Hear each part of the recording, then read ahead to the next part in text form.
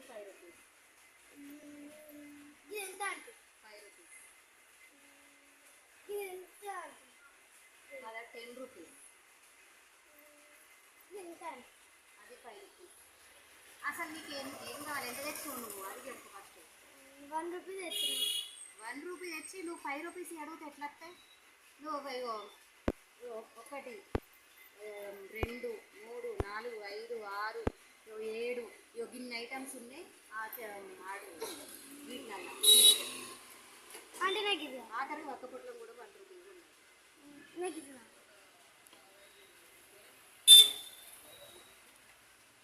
అంటే ఇది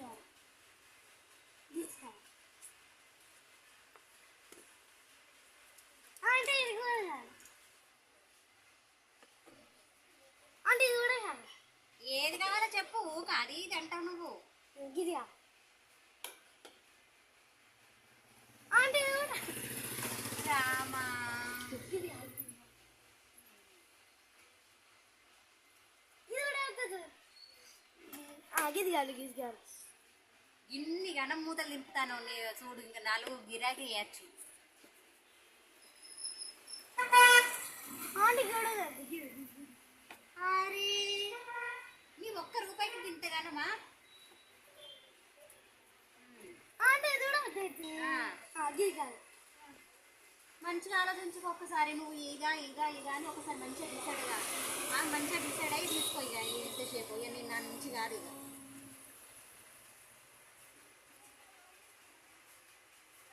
అంటే ఇది కాదు. కన్ఫామా? కన్ఫామ్. కానీ రాదు. ఓ దేవుడో. చెప్పు ఇంకా ఏంటి అసలు మంచిగా ఆలోచించుకో. గివి ఉన్నాయే గివి. వీటిలల్లో అంటే ఒక్క పొట్ల మన్న తీసుకో. మరి ఒక్క పొట్టు కూడా రూపాయి. సరే నీకు ఎంత వర్రెత్తున్నాయా? నిన్ను బతిలాడుతుంది. నీకు 1 రూపాయికి ఇస్తారా? నీకు 5 రూపాయి కొరకు నేను 5 రూపాయలు పోగొట్టుకోను. దాని లక్ష్యం అంటే నాకు పావుల కోసం నేను 5 రూపాయలు ఇయ్యన్నా. సరే మళ్ళీ ఇది కావాలి. కన్ఫామా? మళ్ళీ దీనిలో మళ్ళీ మూత తీసినాక చాక్లెట్ తీసినాక మళ్ళీ ఇదే కాదు వేరే అంటావా? కన్ఫామ్. నీకు ఒకటి చెప్తున్నా. ఇది కాకపోతే మళ్ళీ కొంచెం ఫస్ట్ రూపాయి అమ్మ. నువ్వు ఫస్ట్ రూపాయి. నువ్వు మళ్ళీ దాన్ని పట్టుకో మళ్ళీ రూపాయి వస్తావా? నా తల్లే ఈ టార్చర్ నేను భరించలేదమ్మా. నీ రూపాయి కొరకు ఈ రూపాయి టార్చర్. వెళ్ళావమ్మా వెళ్ళు. సరే నువ్వు మళ్ళా రాకిగ.